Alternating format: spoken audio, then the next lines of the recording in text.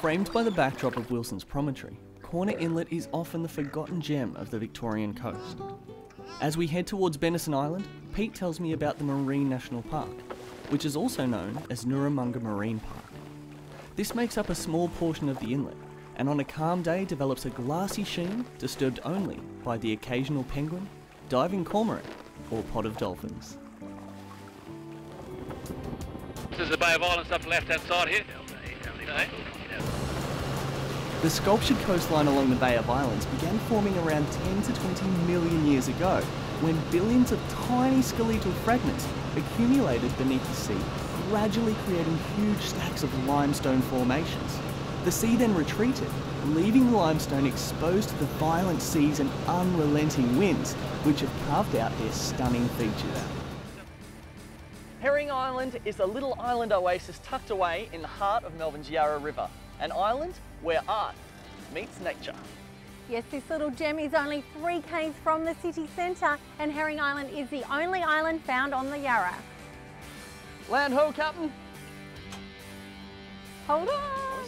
So they actually put him over the front fence here at Churchill Island, and he's just come up here and he's taken over. And Okay. He just wanders around out the yard here. Sometimes he's in here, sometimes out the yard. Oh, that's beautiful. His new little home. He's very happy. Yeah, he's a great rooster. All right, so you were just referring before to this is the deli section. This is the deli, yes. This is cabana, salami leg ham, spit roast, Christmas dinner, and lucky he's still here.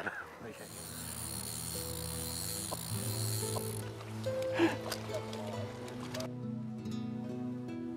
Oh my God, I can't believe I got it. Not bad.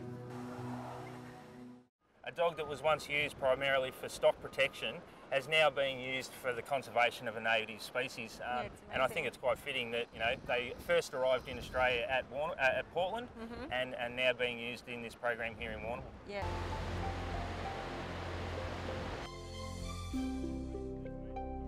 So we've got Udi and Tula, both basically sisters, and they were purchased from a breeder in New South Wales who was a recommended breeder that was suggested to the council. So beautiful. Yeah, definitely purebred.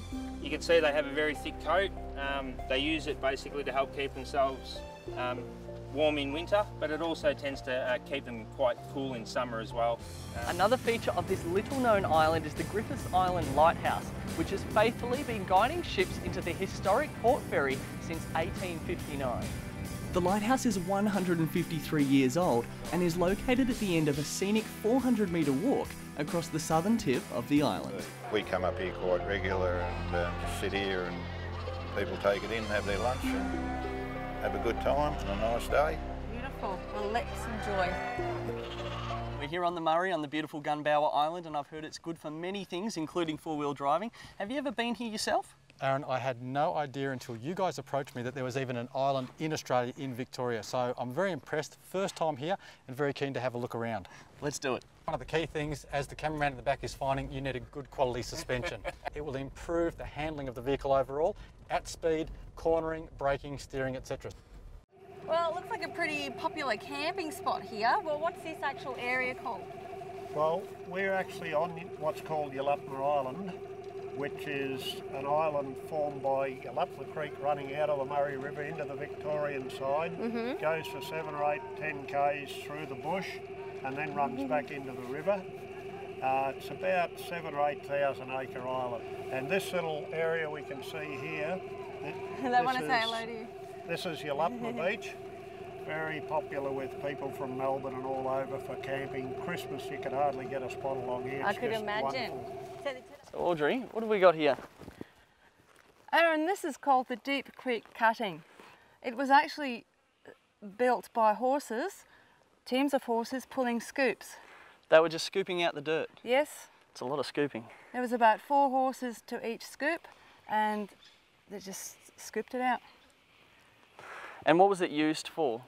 To bring irrigation water from the Murray River into Deep Creek, which is over there. The ship made one trip from Sydney to Melbourne after her repositioning from the US, and that was to be her only successful trip in Australian waters. At midnight on May 15, 1853, Captain Adams of the SS Monumental pointed out the nearby Cape Howe to the officer of the watch, and went below deck, leaving local mariner Captain White in charge.